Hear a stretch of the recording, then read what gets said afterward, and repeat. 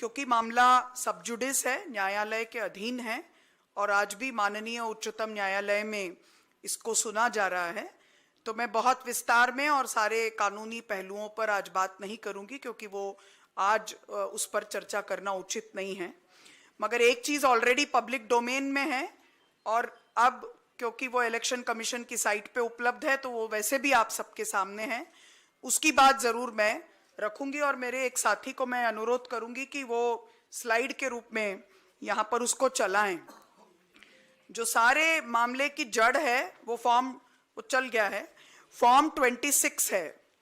ये कहा गया कि मेरे द्वारा फॉर्म 26 में बात को दर्ज नहीं किया गया और तथ्य को छुपाया गया। अब उसके जो सवाल हैं वो आपके सामने हैं।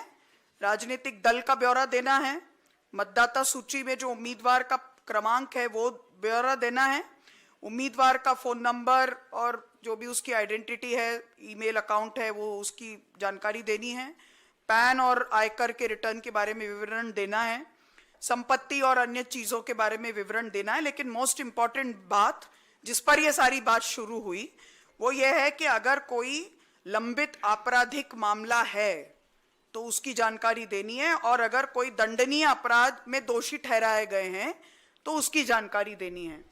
जाहिर है कि इन सब चीजों पर मैंने लिखा कि ये मुझ पर लागू नहीं है क्योंकि मुझ पर एक लीगल नोटिस है।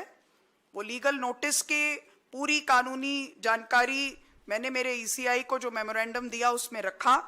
आज सुप्रीम कोर्ट में भी वो बात रखेंगे।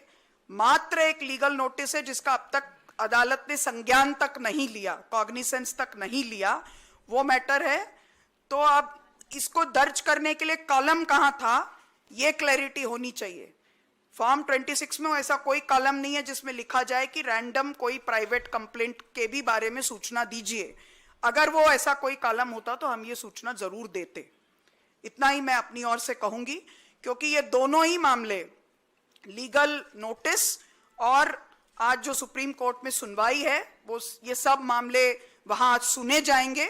तो इस पर इसके अलावा और कुछ बोलना मेरे लिए आज वो ठीक नहीं होगा। वो सुप्रीम कोर्ट की जो गरिमा है उसके भी साथ ठीक नहीं होगा। मगर ये डॉक्यूमेंट क्योंकि पब्लिक डोमेन में है, मेरा एफिडेविट पब्लिक डोमेन में आप सबके पास ऑलरेडी होगा, इसलिए मैंने अपनी ओर से ये बात आपके समक्ष रखी ताकि ये किसी प्रकार की डिस्क्रिपेंसी ना हो कि फॉर्म में कोई कमी रह गई थी या कोई जानकारी छुपाई गई थी। कोई भी जानकारी छुपाई नहीं गई जो कि मांगी गई।